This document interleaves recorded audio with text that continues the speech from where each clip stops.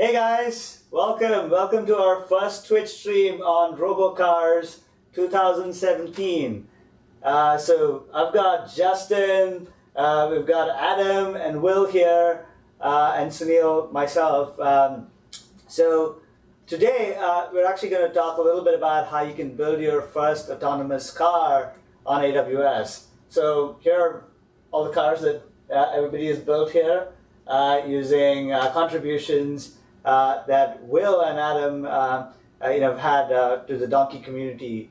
So donkey cars, right? Like that's based out of where did that name come from? Before we kind of dive a little. We just needed a name, and a donkey is one of the first pack animals that was kid friendly.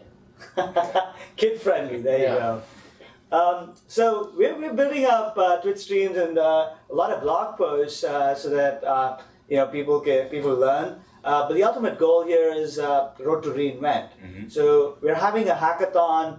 It's just not a hackathon; it's also a workshop. So we'll have all the four of us here actually talking about how you build a car. We'll go through the software. The idea is you get familiar with deep learning and artificial intelligence, but in a fun way by building your own car and getting it to ride.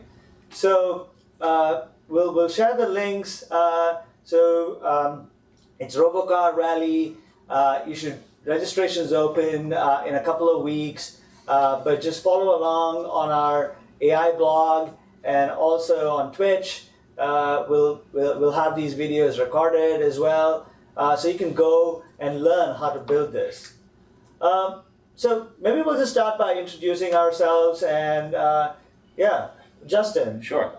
So I'm Justin DeCastri. I'm a solutions architect with Amazon Web Services, and when I found out about the Donkey Car project a few months back, I was really excited. Having spent a great part of my youth working on remote control cars, when I found this, it was the perfect thing as a way of kind of bringing technology to the cloud in a very, very interesting way. So this is a really fun project. You can see there's a great community behind it, and we're really excited to partner with Will and Adam and the rest of the community to help bring this to our customers. I'm Adam Conway. With Will, we helped kind of kick off the Donkey Car project about a year ago. And I don't work for AWS. I'm just a friend of AWS, I suppose. And I work at a company called Data Coral, which actually operates in AWS. By day and by night, I work on robots. Very cool. My name is Will Roscoe, and I sat down with Adam at the first DIY Robocars event because he had the simplest car. And the first event, we were just trying to get the car to move, and we got it to go forward and right. And then from there, we just built out some software to do the behavioral cloning. But by day, I work at an agricultural imaging company, Series Imaging, and we're moving to AWS to do our processing. But yeah, I'm excited to share the hardware in this session and see what we can build in the hackathon. Very cool. Yeah. So I work for the deep learning team. You might have seen me on the live coding Twitch sessions that I do, teaching folks deep learning for developers. So my motivation, I don't know. I never played a lot with race, these cars, and I just wanted them to. I was lazy, I guess. I just wanted them to drive by themselves. But also, I actually don't own a car, so I can't wait for self-driving cars to come because I find driving a waste of my time. So in a way, I just can't wait for the and I sort of like taking it on myself to contribute to getting self-driving cars out there, so that we can do what we do best.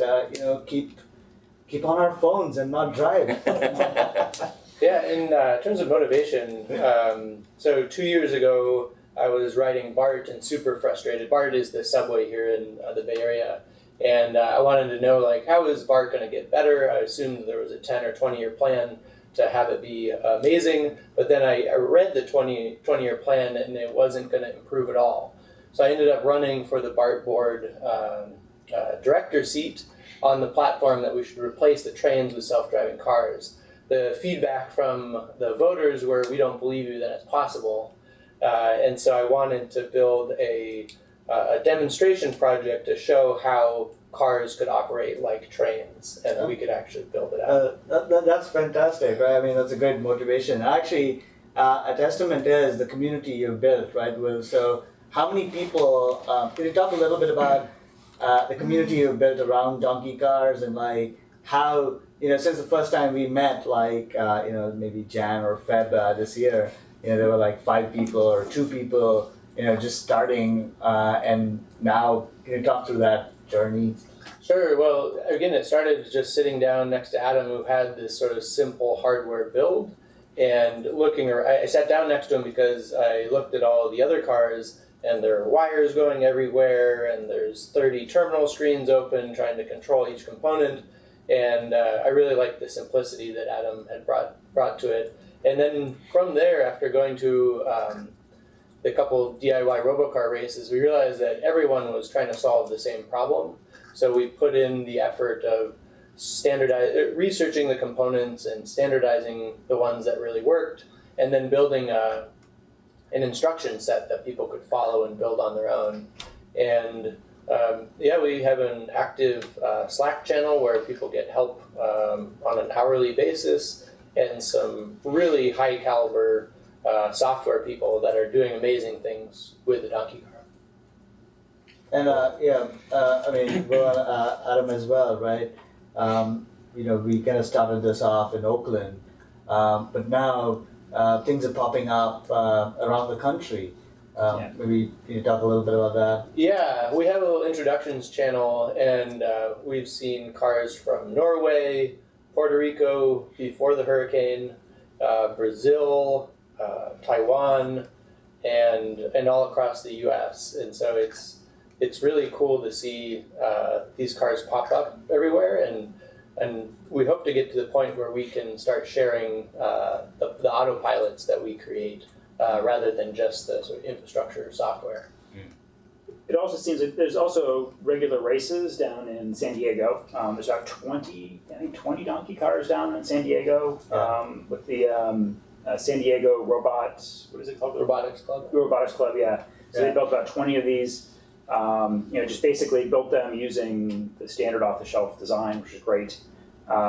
There's also rumors of one in Washington, D.C. I don't know if we have any video evidence yet of that, but I think we'll just assume it exists. And then in Denver, there's also some. So how long would it take for these guys to get it ready? To build a car, or And building a car only takes a couple hours. That's amazing. That is amazing. Yeah.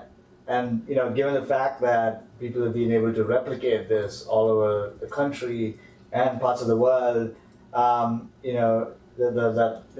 think that should be encouraging to a lot of folks who tuned in. It's not that easy. It's not that hard to build. It's in fact very easy. And maybe Justin, can you talk a little bit about how you went about, what your experience was, building, and this was probably like a few months ago. Yeah, so. Sure. So, I started with the videos. The videos is kind of what sucked me in, watching what other people built. So I thought that was kind of exciting to see what's possible. Then after going through the documentation and ordering the parts, I realized that if I follow the directions, I'm going to be successful in building this, and that was largely the case.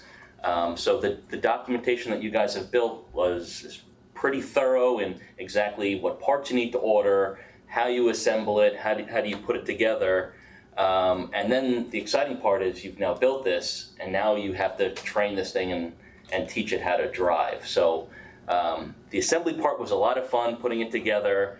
There's just a few parts. It's based on the Raspberry Pi, so it's very familiar. These are all easy to find parts that you can find on Amazon.com or really any other place. So it really only took me a few days to put everything together. I didn't have contiguous time to do it in 2 hours. But I think in about 2 hours, you'll have a self-driving car that at least it can start to learn. So I think the bar for getting into this is fairly low because of what you guys have done. So it's an exciting project for us to help share with customers because there's a ton of learning that you're going to get out of this, and it's fun from the moment you open up the box to you start driving it and watching it go on its own. So it's just a really lot of fun, and watching something that you've kind of put together drive on this track that you've designed. So yeah, and if you want to get started, we put the instructions on a website, donkeycar.com. We don't sell a kit, but we have links to where you buy them on Amazon, and you get everything on Amazon with the exception of this 3D printed frame, which Adam put his design on Shapeways. And so if you have a 3D printer, you can print it yourself, or if not, you can order it on Shapeways or another. and that's exactly what I did. I took the file from Shapeways, and somebody in my neighborhood was able to print it for me in just a matter of days. So. Yeah, it's also in Thingiverse. It's a fully open source design, so you can also just download it off Thingiverse as well. And then, of course, plug it into Shapeways from there. Also, if you live in the Bay Area and you find me, I will print one for you. So I think that's happened. I think you might be signing up, Yeah, I've for a few hundred here. yeah, I've probably already printed a few hundred. Kidding, not quite 200, probably about 30 or 40. Also, one of the things that's really cool about this, and what I found very interesting about this, is it gave me intuition around how machine learning works. Once you can read about it, you can study it, you can do the MNIST test, but it doesn't give you the intuition like trying to learn how to drive. And what I found is just training a car for the first time and then watching it drive, just first of all, it was shocking to see how well it worked. Right. And the second thing about it is that you start to learn where the failure modes are. You start to learn how things don't work. Right. You start to learn about overfitting and generalization and those sorts of things with hands-on. Right. Hands-on. Nothing like getting your hands dirty. Yeah. A tangential benefit is it makes driving more enjoyable because you're thinking, how am I driving, and then how do I program my car to drive like this? That's a good cool insight. Yeah. Actually, so we talked about where folks can, order cars and so on. For folks who are tuning in, so we're talking about a Robocar Rally, which is going to take place at reInvent, where a bunch of hackers are going to get together, build a car. We're going to have a racetrack and race these cars. So we're talking about how we can build the car today. How do you go from zero to actually having a car that can move? That's what this is first of a 4-part series that we're going to do. So what's the cost, right? We never addressed how expensive this is or how little expensive this is. I think it's around $200. You can do a couple upgrades that bring it over that, but the car is $70. The plastic cost of this is $2, but if you get it on Thingiverse, it's around $30. Yeah. And Raspberry Pi is $35. This motor controller is $10, and then some of the accessories add another 10 or 20. Yeah. Was there a particular reason why you chose this vehicle to start with? Was it just a good candidate for a particular reason, or? We sort of just wanted a robust car. It's not as good as some of the racing, Like a kit car that you would assemble from scratch, right? Yeah, but it gets the job done, and it's just big enough to hold all the components. And we wanted to keep it somewhat small so you can print the components. Mm-hmm. But Adam and I both started with 1/10 size, and this is 1/16. Yeah. But 1/10, you can't fit in your backpack. And, can't drive around the house, and so you can drive this around the house. So it's scalable if you want to go to a bigger vehicle. The technology is all the same, but this is just a convenient size to work with when you're setting up a track and you're bringing it around. And one thing I didn't know, and I learned all the hardware stuff from Adam, was these RC cars take in PWM signals. And so, you might want to talk about what PWM is. Okay, Adam, tell me. Actually, before we dive in, I think we talked about donkeycar.com and the community you built. We just have somebody talk about, so 094459 says, Donkey Project is awesome and the community is also brilliant. So kudos to you guys. Really looking forward to this. But he's more interested in hearing about the support for different motors. Either of you talk a little bit about that. Why don't I talk about that? So first off, this can run on any RC car, as long as it's a hobby grade RC car. And what hobby grade means is that you have a separate, and typically when we say that, we mean that you have a separate RC receiver so that you can break out the PWM ports. We'll talk about what the PWM is in a minute. But basically what that means is that there's these little 3-pin connectors that you can plug in to the little motor controller that we have on the board. So pretty much any RC car will work, but a couple tips if you're gonna go buy one. It's always easier to get started with a brushless, or I say brushed motor, and those are cheaper. So it's a good place to get started. The reason brushed motors are better is they drive slowly better. The other option, which is brushless, can go much faster, but really beyond the capabilities most of our machine learning models and that kind of thing. So, but it's really hard to train and drive slowly and do all those things that you want to do in the beginning with the brushless motor. There is kind of a big upgrade to what's called the censored brushless motor. We're talking about kind of $100 range just for the motor and ESC. And in that case, yes, you can drive slowly, but that's kind of the range of motors. But the big thing is pretty much any RC car will work. We chose this one because it was inexpensive and had all the features we wanted and the right size. We used to race on 1/10 scale. We could still do that. The current design operates. Actually, the core hardware design is unchanged in the last year. So from that first hackathon, we kind of laid out the hardware architecture, and we've never had to change it. We found cheaper components, but that's pretty much it on that. That's cool. Maybe we should just show people the car running. I mean, if we can get it working. So hold it? Yeah. So just a second. So let's let's share your screen. I'm plugged in. And if we can zoom in on this car, you'll be able to see the wheels moving forward as well as steering. Yeah, we are. I'm controlling this by my laptop right now. There you go. Yeah, that's good. We also have Ray in the room there. Yeah, so this interface is actually running on the Raspberry Pi. So I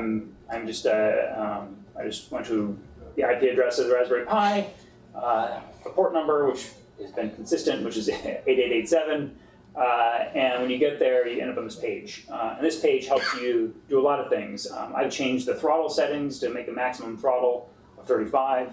That keeps it from going out of control. In this case, I'm just I'm collecting training data. So every time I click on this little joystick, which is a virtual joystick, it starts recording images and then takes those images and stores them on the SD card of the Raspberry Pi. Just add a couple details. So it's running, the Raspberry Pi is running a Tornado web server, which is that web page that you're seeing. And then when you drive forward or when you press start recording, because you can also drive with your phone using the tilt settings, it's recording an image about every 30th of a second, and with every image it records the steering angle as well as the throttle value. And then what we're trying to do is collect enough good driving data to make a neural network that will sort of clone our driving behavior. Mm-hmm. Yeah, so we could actually drive it. You're not going to be able to see it moving, but you'll be able to see the video moving. And It's gonna be, hopefully I have the throttle turned down enough. And that's great. and there we go. Which is inevitable. I've crashed it. Which is. It is you learn as you drive. And it's basically it's a it's hard to control via this virtual joystick on a laptop, but once you get it on a phone, it's very intuitive. So it's very easy to control. And then also, if you want, we support support now, a Sony PlayStation 6-axis controller. So, and it's completely documented how to get started with that. And shout out to Ton Kramer down in San Diego for putting that, what we call heart, together and documenting it. It's been really great. And We got a fake track. If you wanna, if you want guidance on where to stay between the lines. bold move. Yeah. There you go. There we are. I'm not going any further. One of the few times they did not crash. So Actually, one thing that's worth noting while we're just showing that video is you'll notice how wide angle this camera is. We're currently using the super wide angle camera, but if you have an existing Raspberry Pi camera that will work, we like to standardize on one so that ultimately we can share data or share the training data. And this is that kind of super wide angle camera that's on the Donkey Car website.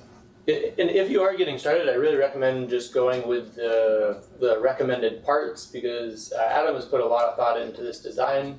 My favorite feature is the handle because you're constantly having to pick it up, move it off the track, and you can even attach a leash to it if you're trying something new and you're worried about it crashing. And also the angle of the camera, I think, is 15 degrees down so that you get a big portion of the ground and only a little bit of the horizon, which can sometimes help navigate, but often you just are looking for the track. I think it's probably worth talking about. What we're demonstrating here is how you drive the car itself, right? But these are autonomous vehicles, so what is the significance of having a controller and how does that play into this? Maybe we can explain why you need a manual control before you can autonomously drive. Yeah, so when you go to a DIY Robocar race, you first just are driving around the track, and if you're using a computer vision approach, you're just trying to tune your computer vision algorithm to find the line and then find the angle. Mm-hmm. If you're using a behavioral cloning approach, you're trying to get enough training data so that when you run the neural network, it's essentially looking at a frame and then categorizing or predicting the angle on the throttle. And so you need, I don't know, probably 10 to 20,000 images related or correlated to the steering and the throttle to train that neural network to give an appropriate steering and throttle output. So the recommendation with that controller is you'll get finer manual control of while you're driving the car, and it'll give it a better chance to learn for when it drives on its own, right? Yeah, because if you have bad data in your training set, then you're going to have a bad pilot, and if it's too random, the model just won't converge, and it won't do well. So is deep learning approach like the way to go? Or like, well, what's been like the... Well, there's this constant battle in these DIY Robocar races, and so there's the computer vision approach, which recently has been doing really well. Andy Sloan has this really fast car that follows yellow pixels around the track, and then also there's some neural network approaches that seem to be doing really, really well. And I think Adam's going to pull up a graph showing the descending times around our track. We started going around the track about every minute, and the fastest human can go around, and this is someone who drives RC cars in races, can go around in 8 seconds. And the last race we had both a CV car and a machine learning car going around in, was it 12? Yeah, 12 seconds. 12 seconds. So we're really getting close to the human, faster than human times. You want to show this? Yeah, let's... yeah, you should. Yeah. All right, so yeah, if you look at this chart, you can see, this is actually our first race, and you'll notice that only one car finished. This is the second race, and actually, interesting thing is this is actually the first donkey car to finish a race. So the first person who got operating was somebody running CV. It's much easier. You just find a line, follow a line. One of the interesting things, though, is once we went from there, machine learning got a lot better. And you'll notice that machine learning kind of consistently is ahead of the CD approach, with one notable exception, and that is this car right here, which you can see was rapidly descending in times, and that is Andy Sloan's car. And the reason that one's so fast is because he's not just doing CD. He's doing CB plus some magic, and then that outputs and then into a PID, a control system. And that magic is just worth saying. It's he's bringing in gyroscope data, and he's bringing in odometry into a Kalman filter, so he knows roughly where he is on the track. And when he loses track of a line, he knows because of the gyro if he's to the right or the left of the line, and knows which direction to steer. Right. It works remarkably well. And that's one thing to note, that all these machine learning approaches to date are just using the approach that Ottavio Good brought to the table in the first race, which is we're just a sort of pass-through neural network where you have an image and then you're outputting a steering angle and a throttle, and you're looking at it every frame. And so there's no sort of memory, there's no map, and so with those additions, we'll be able to go a lot faster. Yeah. No, I think in production, like what I've seen is usually people have a different methodology to get the best. I think there's the computer vision aspect is more simplistic, but bringing in different sensors and kind of combining them together, is the way to go. So maybe we'll actually like show people how to build the cars. So folks who are tuning in, we're here talking about how to build your first autonomous car on AWS. So we're actually this is what we call hashtag Road to Reinvent. We're hoping folks can build their cars. We'll have a hackathon at Reinvent in Las Vegas, where you can actually drive the cars around. So let's actually why don't we actually talk about all the components involved, and Will and Adam, we can try and show the audience here how we can build this car, which finally looks like what Justin has in his hand. Yes. So actually, it's probably worth bringing up the screen again and just show this where to get started. Okay.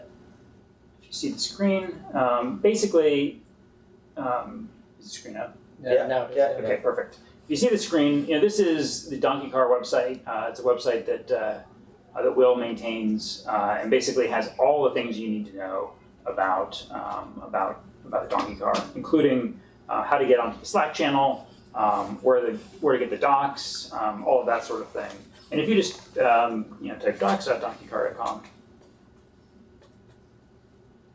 you get to how to build it. And this goes through kind of the full setup of the hardware and the software. Kind of clumsily, and probably my fault, when you go to build the car, you actually go to a Google Doc, and probably I need to contribute back that into this. But we'll walk through the hardware. But just the first place to go is to come to this page. Probably read it in advance. It's not very long, and it goes through how to get the software going, how to train autopilot, how to write your own code, all that kind of stuff. Yeah, and just that little button at the top right, edit on GitHub. If you see spelling errors or anything that needs improvement, you can quickly make a pull request and make changes. That is the best way to improve the code and give back to the community. Actually, speaking of community, does anybody who's tuning in have questions? Please put it on chat. We're here to address questions.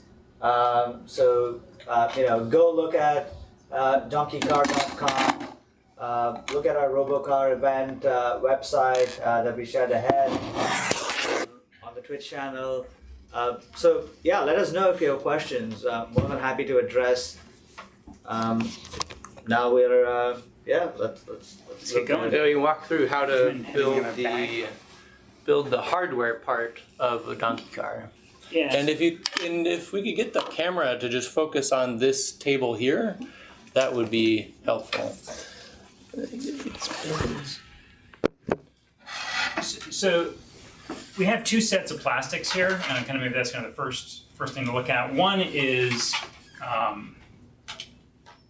if I can zoom in, one is the typical one we'd recommend you get started with. It is, so it's just on you go to the main thingy first page. There's two things you should know about this. This is uses standard machine screws, so you just get started with kind of a standard machine screws. You just buy them, and the only thing about it is it's sort of tricky to put together because you have to slide a nut into these little holes on the side, and because of that, for larger scale events, or if you're going to make more than one of them, we have a second set of plastics which are designed just for that, where you can use actually plastic screws, and there's no nut needed. So it just screws together very quickly and gets going. The problem is the screws that you use for that, the plastic screws, are kind of specialty hardware, not easy to get. So that's the only downside. It's something to be aware of. So if you're building this at home, use the normal one. The other one's called bulk build, and it's linked from the thingy first page, both of these, which again is linked from the Donkey Car website. So for simplicity, we'll probably get started with the bulk build one because it gets going a little faster. But basically, these parts. Actually, well, just one sec, Adam. Wondering how many people who tuned in would want to build a car? Are you excited? I already have Smith Woodward here saying it's an interesting talk. And are you looking to build a car, Smith? Yeah, let us know. So while Adam's getting ready, what are the main components here? Will you want to show I'll let Adam can add a lot more detail on the hardware, so I'll let him. Yeah. So this hardware, is basically just like I said, like a standard RC car. We have instant responses from old Jimmy. Says he's built one. He wants one. Mossman's built one. Kazima Kargi says yes, exciting. Wow. Kevin Murtu, Shiny SM. We're getting instant responses and how excited. Guys, awesome. We're excited along with you. Let us know how we can help you build a car, and hopefully we can see you at the hackathon at reInvent. So that's excellent. So first, we'll start with kind of what is a hobby grade RC car. Hobby grade RC car is made up of the car chassis, and then it has really kind of two electrical components that are built into the chassis. One is the motor and ESC, and the other is the steering servo. So the steering servo, basically is what steers these front tires. It has a little wire that comes off of it, 3 wires, kind of a standard, hobby standard 3 wires. And there's also an ESC. The ESC is basically just a motor controller. You give it a signal, and it speeds up or slows down the car. So that's the basics of what exists on a hobby grade car. A hobby grade car will have 2 of these. So one for the ESC, again, one for the steering. Whereas some of the cheaper cars, you'll have just one or none of them. Everything will be integrated into a single circuit board. You can still make those work, but it's kind of out of the scope of making that work is kind of out of the scope of this project. It seems like that also increases the learning curve for just the basic part of getting something moving. Yeah, if you don't know hardware and you don't have an oscilloscope, don't do that. It's basically the way to get started. So for about $80 with this car, you can get rolling. Yeah, exactly. So go with this, and then everything just snaps together. So it makes it super easy. From there, you've got to have a way to interface the car with the Raspberry Pi. So we use a Raspberry Pi, which most of you are familiar with, I'm sure. It's just a little Linux computer. It is great at processing, connecting to wireless, sending kind of basic digital signals. It's not very good at doing something called PWM. And this is something we talked about earlier. But PWM stands for pulse width modulation. And basically what it is it's a, how how would I say it? It's a square wave that's sent where the on time is a fraction of the overall time. So let's say it's on for 30% of the time, or on for 80% of the time. It's often used for controlling motors and a bunch of other things. In this case, all hobby basically equipment uses these PWM signals. And the PWM signals are kind of arbitrary. So a PWM signal of 30% may mean turn left on one car, and may mean turn right on another car. So kind of ignore what the values are, but just know you need something that can interface with that. So we use either one of two setups for that. Just to kind of recap there, Adam, By the way, you don't need to know this very well, so it's not critical. We're just giving some background. So we just so there's a C, that controls the motor. So I just need to plug in. I just need something else to control that aspect, right? So the Raspberry Pi is kind of like my software interface into connecting with this, correct? Right. Okay. So it's a software interface, but you need something that directly drives the hardware, and that's the next piece we're getting into. Okay, cool.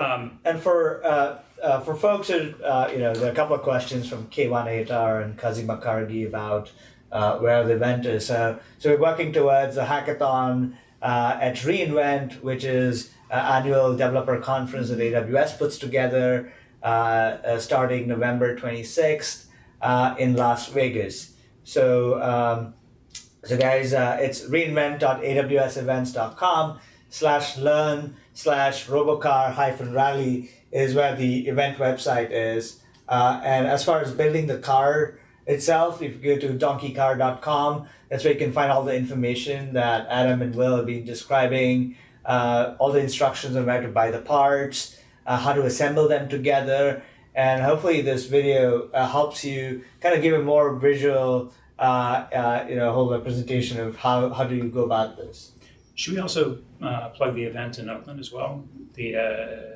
Yeah, so and if people are in the Bay Area, as Adam mentioned, so we have a monthly meetup called DIY Robocars, which happens in Oakland. Even if you're not in the Bay Area, please do come and come hang out with the community, see how we build and hack on these amazing cars. And the events are starting to pop up in different cities. I know there's a DIY Robocars in DC, San Diego, Denver, and Austin. Yeah, and let us know. Let us know if you want to go build a community anywhere on this planet, and we'll help you, get you the necessary resources and guidance to get that going. Great.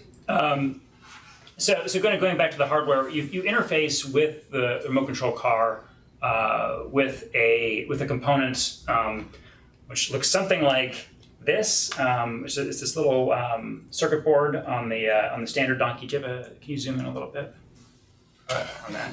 Yeah, I'll or I can walk forward on the two. Go ahead.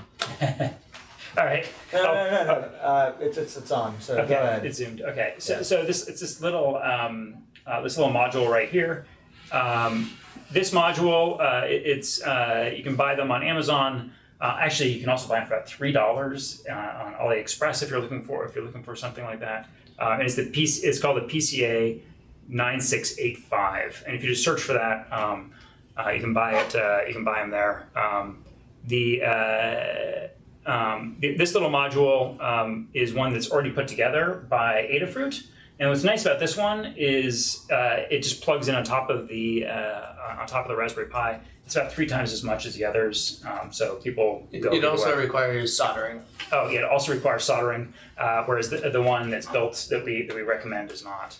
You can just plug it in with these little jumpers.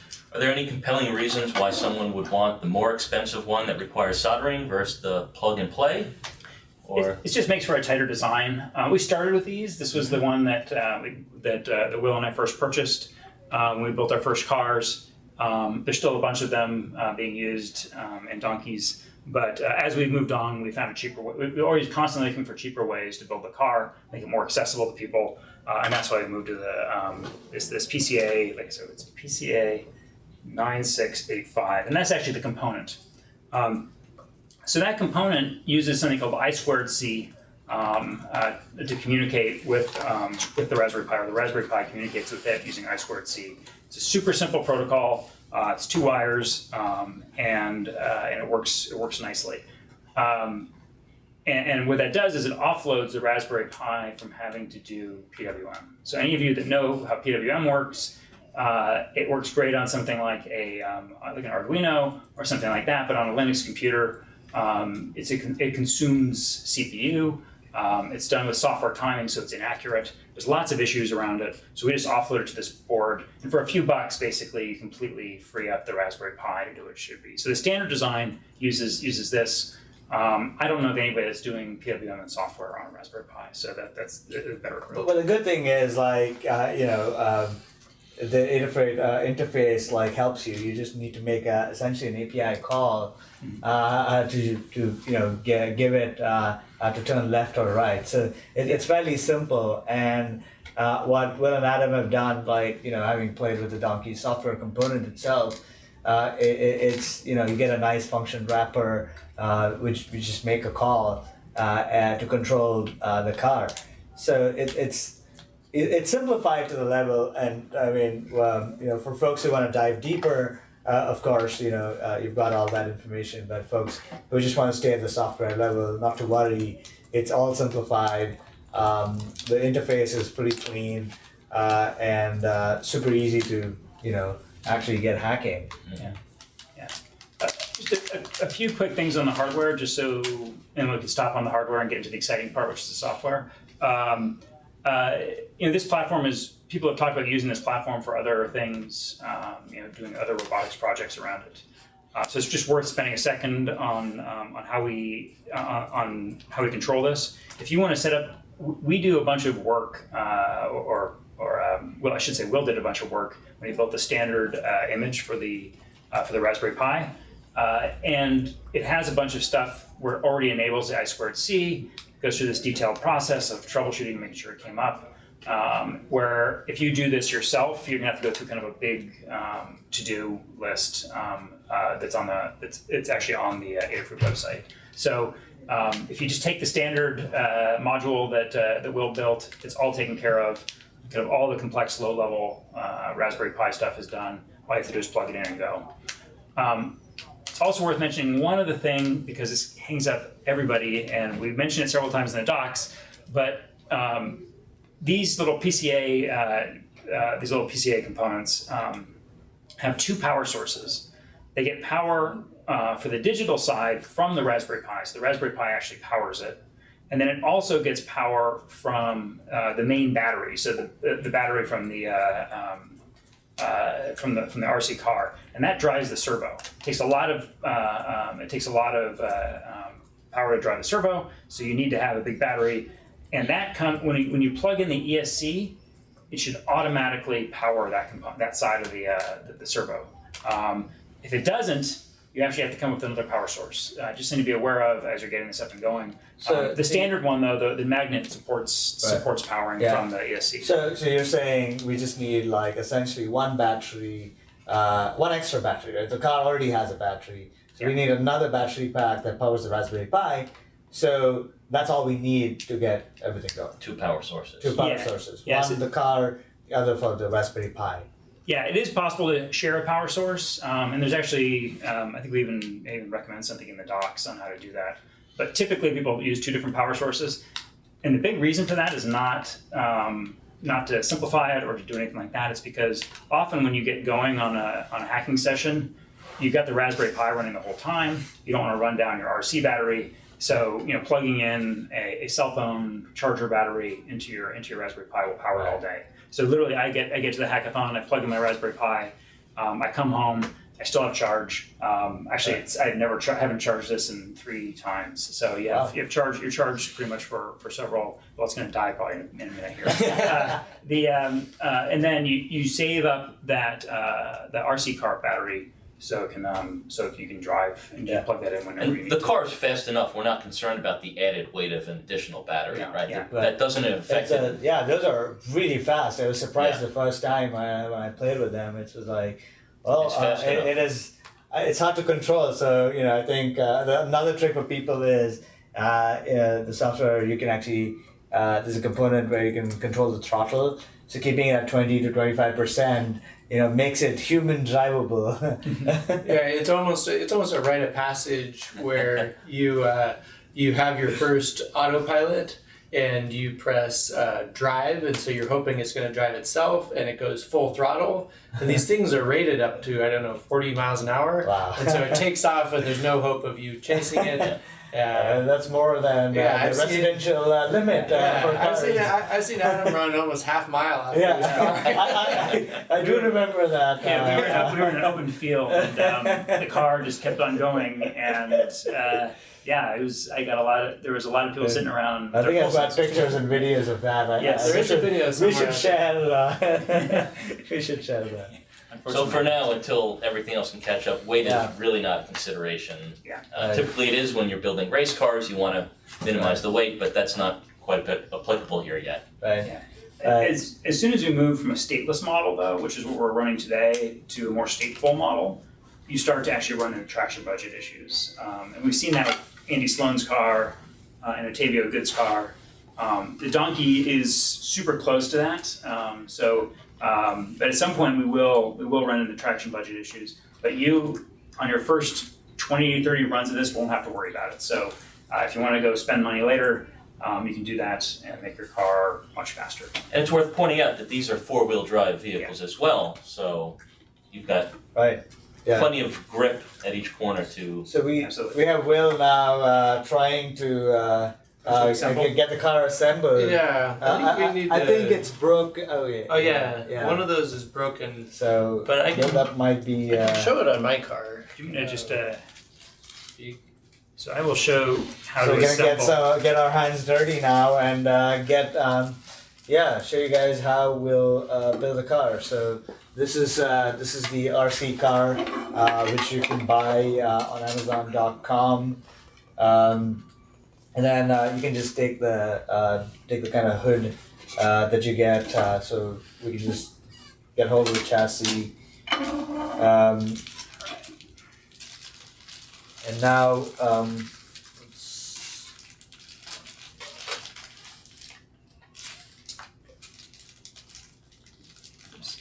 there's a plastic. Would it be easier if we just sort of show them? Yeah. So why don't we just show how you connect? So you take the top components, the plastics, and put your Raspberry Pi and connect the PC. This will definitely help if we have the camera zoomed in to the car. Yeah. So we can.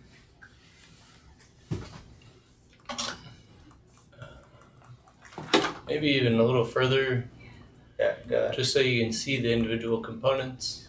Oh, oops.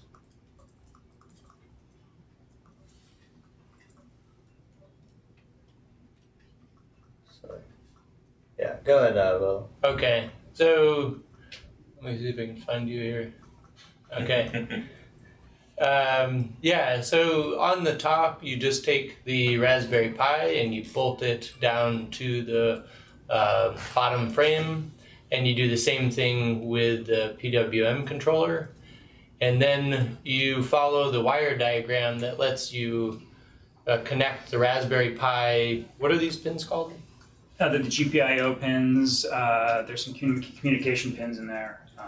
It's just, to the PWM controller.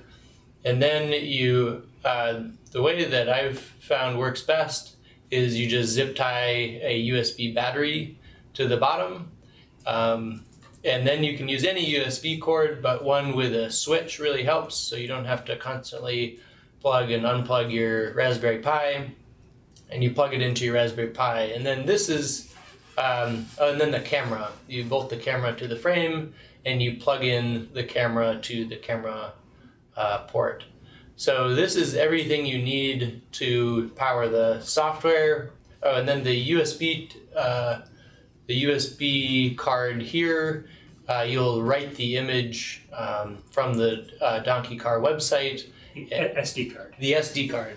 What did I say? USB card. Okay. The SD card. And so then when you plug it in, you should have already set your wireless settings. And when you turn it on, you should then be able to SSH into the card and start your car. So then once this is assembled, you can just attach it to your car. Make sure it's facing the right way. How do you actually identify the right way? I've gotten confused myself many times. You look for You find which wheels move, and that's the front. Yes. Yeah. That's about right. Then these holes will go in here like this. And then you can put the pins in to hold down the top frame. And there are 4 pins. I only have 2 now. And then you'll take the 3-wire connector from the ESC and put it up through the car and attach it to, I think, channel 0 is the default for RC cars for the throttle. And you want, well, the one confusing thing, although there's a good diagram in the docs, is the black wire is the ground and it goes on the outside of the motor controller. And then you do the same thing on channel 1 for the servo controller. So the black wire essentially faces forward, right? So the camera. So I think I bolted this board on backwards. okay. So maybe Black is forward. Okay. Yeah. Black is forward. I could be wrong. And then once this is connected, you can turn on your Raspberry Pi, start your car, then turn on the power to your car, and you should, there's a calibration step which will let you walk through the PWM signals to make sure that when you think you're going straight, the actual wheels are pointing straight, and that your forward and reverse are accurate, because they are different on some cars for some reason. And that's it. So you had mentioned Wi-Fi. Wi-Fi is really kind of important because that's the communication between the pilot, the driver, and the actual device. Yeah. So what sort of recommendations do you have? I know when I've done it, I've tried it on the Wi-Fi, and it's sometimes spotty. Mm-hmm. I've then gone to tethering it to my phone, and keeping my phone in vicinity, I found better results. Is that generally the recommendation? Yeah, I think the phone works for you, Adam. I have a little Verizon Jetpack. Okay. And in my house, I use the Wi-Fi in my house, and it works fine. But yeah, that's one of the problems that we face at the races is when everyone's there and we're all using Wi-Fi, it begins to get spotty and you start to lose control for a second or two in your car. So it's hard to get good trading data. And when that happens, the car is essentially just moving based on the last command. So either if it's mid-turn, it's going to keep turning, or it's applied throttle, it's just going to keep going until the Wi-Fi connects back and you gain control again. Yeah. And there have been some proposed solutions to that of just having a socket, using sockets so that when it starts to time out, it slows down. But yeah, and there's also some proposals to use some sort of pass-through for using the RC receiver so that we can use that rather than Wi-Fi. But yeah, we need more community contributions for that to happen. That's actually good. I mean, is that a list? And where is the list where folks can contribute? I think if you're just getting started, the first thing is you build a car, because you can't contribute unless you understand what you're trying to accomplish. Mm-hmm. And then you just start to scratch your own itch. And if you are sort of new and don't know how to contribute, you can always write tests.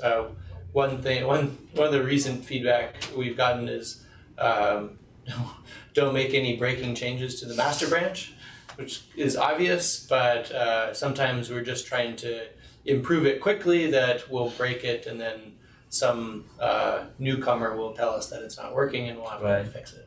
Right. Yeah. Makes sense. So we talked about how to go about the car. I think we gave an overview on the whole pilot. So maybe like if we step back and recap, like what are the components, like all the components, hardware, software. Can we talk about that? Yeah, well, maybe a good place to start would be sort of the evolution. We've talked about the evolution of the hardware, where we started with a basic 1/10 size car, and then we've kept the same components, but just found more reliable ones and cheaper ones. The evolution of the software was first we were just trying to get the car to move, so we had a 10-line Python script. Then the car at the first race that worked best was Ottavio's Good, and so I looked at his code and tried to write it so that it could be controlled with a web server. But everything was super tightly coupled, so you had to have these components, and you couldn't add additional sensors. And then so we did a refactor that broke things out into parts. So everything is in Python, but we broke things out into parts to follow the more ROS type architecture, where you can sort of pass data to different parts. And so right now you just have a web server running on the Pi, and then you have a drive loop that runs through each of the different parts. And so you can have a user controller part, you have a steering controller part, you have a throttle controller part, and at each step you're just passing information through. And you have a camera, and then you can have an image processing step, and then sort of your autopilot, which takes an image in and outputs the steering. But I think I think it's to the point where if you have an idea for a computer vision pilot, you can go and just work within that part and keep everything else the same. So yeah, I'd love to get. Yeah, I think one. We talked about all that. Like, have you got thoughts on stylizing the car or jazzing your car up? Well, yeah, I mean, it'd be nice to put some ears on it, or A big tail. I mean, we have old Jimmy here says, wow, SC2 Hellion skin on that car would look amazing. Yeah, I think one thing that we've wanted to do for a while to improve the head-to-head races is add an April tag or some sort of computer-readable tag on the back of these cars, so you can recognize them and where their positions are. Right. My personal interest is that will make it easier for these things to run like a train. So you can run really close and know how far away you are. Wagnostic says had some swarm driving behavior. Yeah. Funny. And put a Zerling skin on them and you have Earl's Grush. So yeah, we're getting a lot of StarCraft references here. But all the hardware, all the CAD files are in Fusion 360, and if you want to change them and modify them, there's a link to it. And go crazy! I'd love to see that. I'd love to collaborate if somebody wants to do that. So just get going on that, and then be on the Slack channel and reach out to me. It'd be fun to, my initial car that I really hacked, I just didn't have the plastic parts. So I actually took a couple of forks and knives to mount the camera. So that was my car, it was called Knifey. It kind of worked. It was a really hacky car to the core because I had 2 hours and I didn't have a 3D printer. But the benefit, I think you guys already brought this up, is following that with the proper camera placement, right? Yeah, That 15 degrees is number one, for consistency for your own drives, but also for when you want to share it with others, right? Yeah, really good point, because I think I struggle a lot getting the right angle, and that's what I feel a lot of beginners. So maybe talk about that, Justin. Yeah, so I didn't start with knives. I started with hot glue, and I think it was like a broken ruler or something to get that sort of height while I was waiting for my 3D printed part. And what I found with the slightest wobble, or if you touched it, you would be inconsistent. So going with consistency, I think, is super important. I think if they were to change that model, they want to still keep the camera angle the same, right? I mean, Yeah, camera position and camera angle is important. So the height off of the road is pretty important, and then also that 15 degrees, so just keep maintaining those two things, and then go crazy with your, Pikachu design or whatever it ends up being. So in regards to the camera, one of the first things I noticed is we are starting with a high def 1080p camera plugged into the Pi, but we're significantly scaling down the image for the machine learning. Can you talk about how you... Yeah, that's a good point. So one of the things I really like about this project are the really tight constraints, right? You're having to run everything on a Raspberry Pi, and it's already amazing that you can run TensorFlow on Raspberry Pi. And so when we were starting, we were copying the code from Ottavio, and thank you, Ottavio. This inspiration of using behavioral cloning has been great. So he was running it on a MacBook Pro that he had put in his car. Mm-hmm. And so that's not a cheap car, and so we were trying to make a much more accessible car. So we had to scale down the actual image that we're getting. And so we get a high def image, and we scale it down to 120 by 160. And I've even heard that you can make good pilots with just 52 by 52. Someone was posting about that on the Slack channel. So by shrinking that, you make all of the subsequent convolutional layers smaller.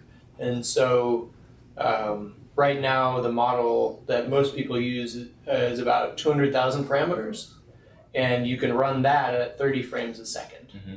But the previous model we were using had, I think, 2 or 3 million parameters, and we could only get 7 frames a second. Yeah. And so it's a constant trade-off of, can I make the image smaller so I have resources for this other thing? Actually, if we kind of step back, I think, so do you want to talk about, how does the car drive itself, right? Like this whole concept of behavioral cloning. Maybe spend a couple of minutes on explaining that.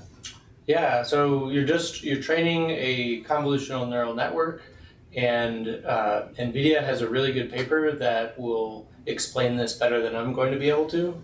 Also, there's a Twitch episode that I've done on the convolutional neural network.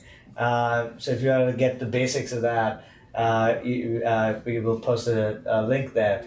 But in our subsequent Twitch streams, we'll actually go talk about convolutional neural network. We'll talk about this whole behavioral cloning aspect and get you folks familiar with deep learning. It's not hard. Yeah, but essentially the network we use is 4 layers of convolutions, which at each stage extract different features from the image. And then we have a single dense layer of 64. And then we output, and there are 2 different models. There's a linear model and a categorical model. So after the dense layer in the categorical model, there's an output of 15 categories, with one side being turn left and the other side being turn right. And it's constantly just categorizing the images of which way it should go. On the linear model, it's just a value from -1 to 1, where -1 is turn left and 1 is turn right. And the same with the throttle from 0 to 1.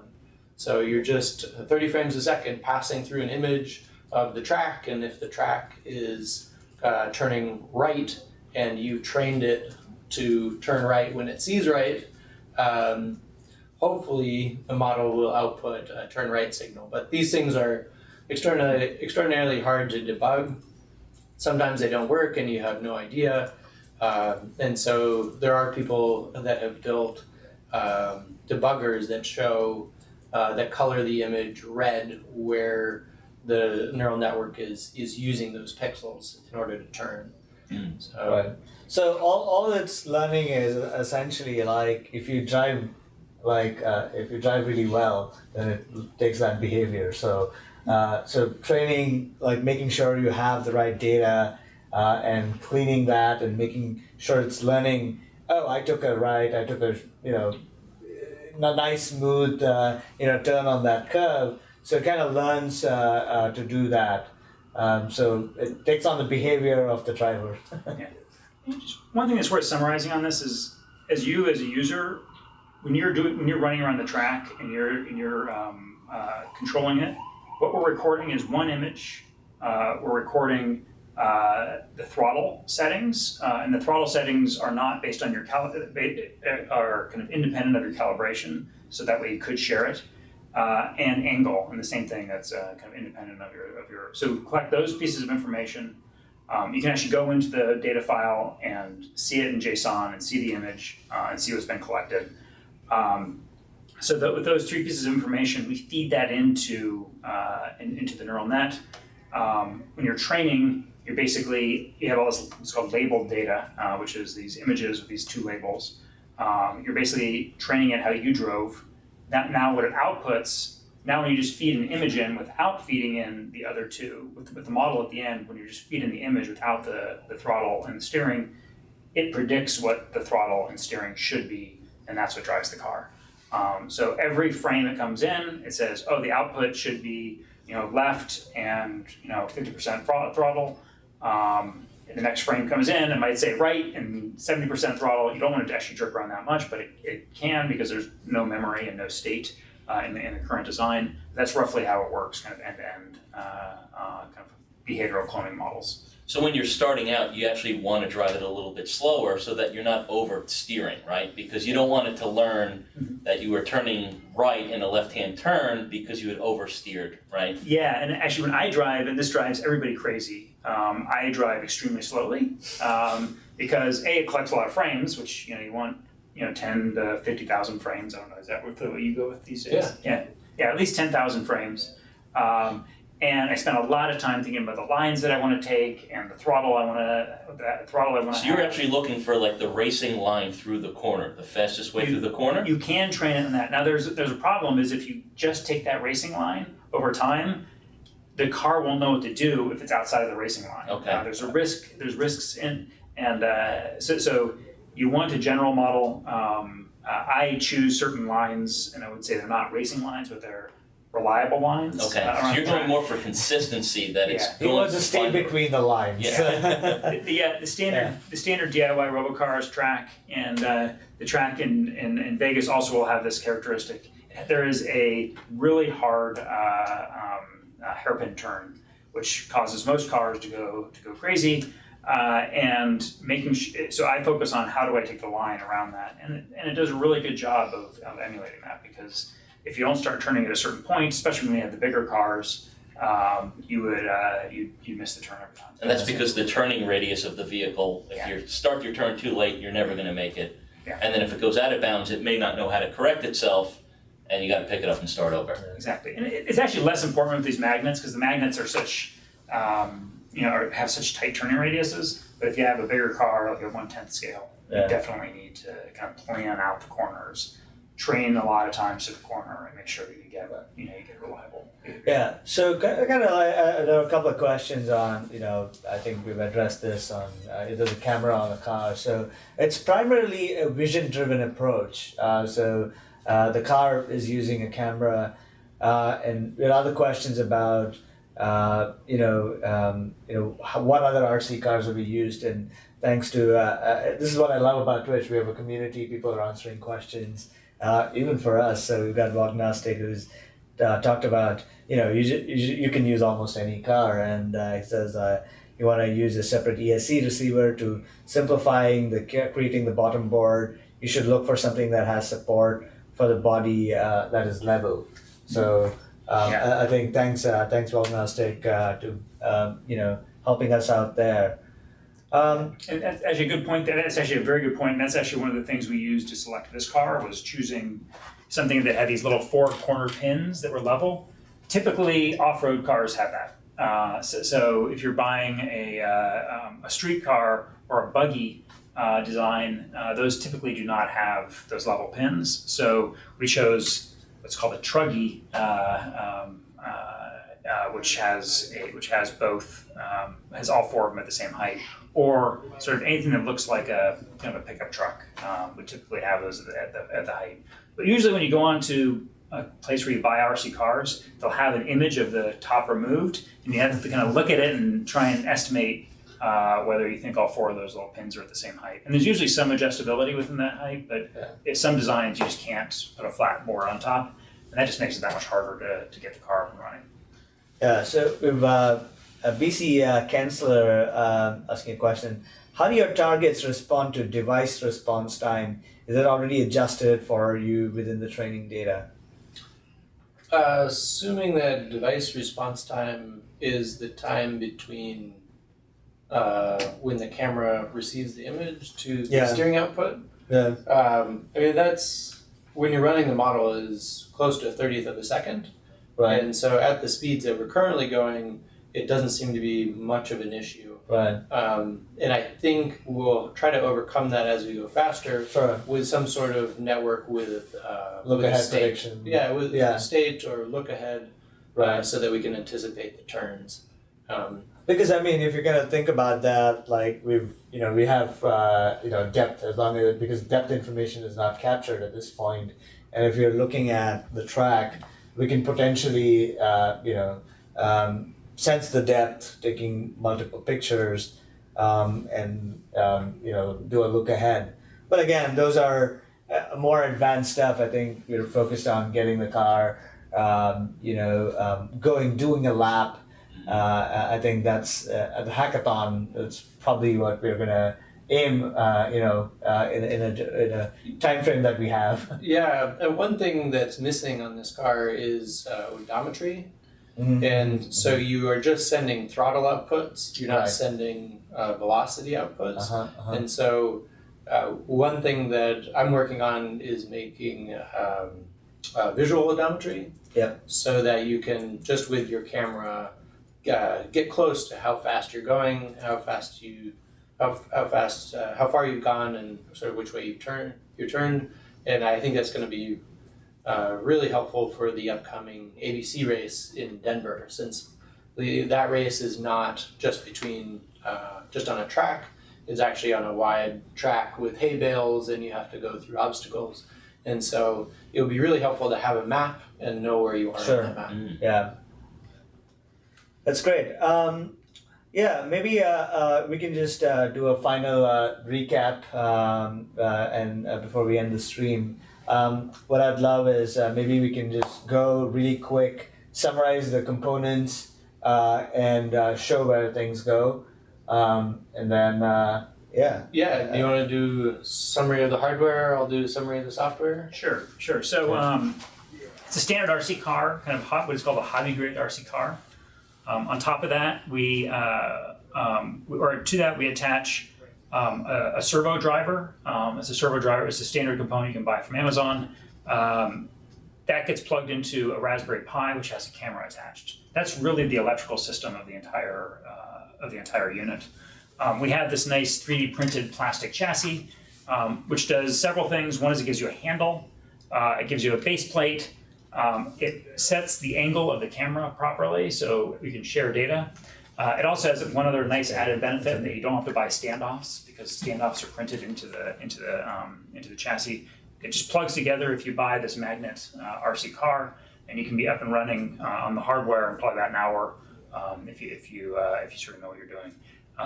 As far as software, I will leave that. And it's literally just 2 connections, right? Like 2 wires that come out of the car. You got to plug one to both the servo, different channels, and it's about it. It's literally that simple. Mm-hmm.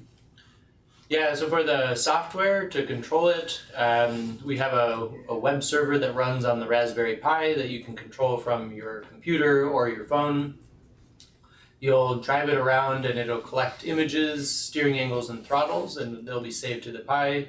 Then when you're ready to train an autopilot, you'll pull those images to your laptop, and you'll use TensorFlow and Keras to train a neural network that will try to clone the behavior that you did on the track. Once you have that model, you will put it back on the car and drive it again. And if you were a good driver, your car will then go around the track. Right. And then we're adding, with community support, we're adding other frameworks as well, MXNet, PyTorch. So we want to make sure that people are free to choose, the deep learning framework they want to choose. Just kind of step back. So you, all the training data that you collect now, you can send it to AWS. That's sent to AWS. You can choose to store on S3, and then you can actually use our deep learning AMI, which comes pre-installed with all the goodies that a data scientist or deep learner wants, with Pandas, NumPy, SciPy, and all the frameworks, including Keras, TensorFlow, MXNet, all of that pre-installed. So you can go ahead, train your model, and then deploy, copy that model over to the Pi. And over the course of the next few weeks, we'll make it easier, the plumbing easier. We'll get to a point where maybe my aim is to get a one-click deploy where we can hit a button, it's automatically sent and done. So if anybody in the community wants us help and contribute, happy to do that. We do have a blog on how to get started on the components and the car, and we have a blog coming out next week. What's that about, Justin? Yeah, so the next installment of the blog post will cover actually learning to train the car. We've got some tips and tricks that Will and Adam provided about how you set up your track. Track is also important, proper spacing of the lanes, the tape to use, and things like that. And then we'll also talk about how you connect to it and learning to drive it in a way that is effective for learning. So that'll be our next part. Yeah, very cool. So guys, it'd be before we wrap up, I'm gonna answer a few questions. So now, Babu Srinivasan says, "Can I bring my own car to reInvent?" Yes, absolutely. If you want to get your car, already get components, please do. Please get your car. Old Jimmy says, "What about a Docker image?" There's already a Docker image that to simplify the deployment, the server deployment on AWS. There is a Docker image. Kevin Mutu says, "Are we building the car at reInvent, or should we already have the car when we arrive?" Either works. So what we're going to do is, if people are familiar with their cars, they can bring their own cars, bring their own software. The Donkey Car, I think, is a great way for developers to get started, which is why we have adopted that platform. So please feel free to bring your car. If you don't come with a car, we'll provide you one, and you can hack on that. One thing to add to that, these cars are very fast to set up the hardware. I think the medium challenging part is getting the software working. You have to be familiar with Bash and Python. But the fun part, and the part that we're trying to get people to just get right into and spend the most time in, is actually figuring out the logic of these autopilots. Mm-hmm. And so recently, Ton Kramer from San Diego Robotics Club just added the simulator to one of the disk images. So if you don't have a car, you can still practice creating pilots. And then so once you get to reInvent, all you have to do is sort of just take the model that you have from the simulator and then use it on the same train. Yeah, actually in the blog post too, I posted a data set and some code just on the deep learning side to predict the angles. Which is linked to the blog post, so you guys can play around and know just a deep learning, isolated deep learning part. But yeah, as a community, like, what would you say like are the top 3 things that the community can contribute? Well, just first, building a car. Second, if there are any troubles that you have with the documentation, to improve the documentation, it's 2 clicks to create a pull request for the documentation, and then just pick one aspect of the car, whether that's like adding odometry or making maps or just something that you can sort of plug in and contribute to the code and the tests so that other people can use. Adam, what would you add? Yeah, actually, I was going to say, there's the beginnings of this in the code of creating parts. This concept of creating parts that Will and several other people kind of got going in this Donkey refactor, and people have only built a couple of those so far, and there's an opportunity there to build your own. Also, improve the examples and the sets of parts that can be out there, and also exercising that helps find the limits of what the parts are capable of and that kind of thing. So I think if you want to get your car running, you'll be able to train.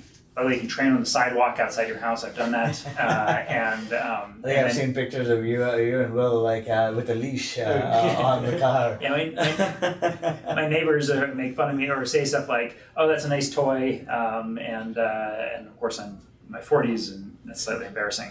But you can train outside. Once you're done with that, build a part. Try and make improvements to the platform. There's lots of interesting things that can be done in the realm of ML, robotics. Is that a list perhaps on the community website or? GitHub has some issues open where you can see what other people have requested. Okay, so yeah, maybe we can have a consolidated list. I think we're getting a lot of interest from the community. I've got Smith Woodward says, "Hey, are you planning to integrate object detection for further automation?" It's a cool concept, but especially if you want to avoid certain things. But I think super exciting. The trick is again, we need to have a fast object detector. There are a couple of networks out there called YOLO or SqueezeDet. If folks are interested, or even SSD, and we'll try and contribute that as well. Yeah, Justin, what's you have anything top of your mind that? So it's based on a Raspberry Pi, so there's numerous sensors that you could use. So the sky's the limit as to what you think you want to collect from this vehicle, and how you could use that to better predict and drive ultimately. So. It's up to your imagination, and I think that's the fun part of this is where do you want. Yeah, there's a lot of activity on the Slack channel of people building like a custom Pi hat and sort of adding in the computer vision autopilot that have won other races. Right. So it just keeps building on itself. Cool. Yeah. Thanks, Justin, Will, and Adam. I think that's the conclusion to the episode, but. Folks, we're excited to have 3 more streams. Get you people building your own self-driving cars. More information on aws.com/twitch, artificial-intelligence. So you'll have the recorded episodes there, links to blogs. Also look at our reInvent website for more details. Let us know how we can help you build your car. Hopefully we'll see you there at reInvent, racing your cars. We couldn't be more excited. So thank you. And next episode on Friday the 13th. All right, with that, see you guys. Take care. Have fun building.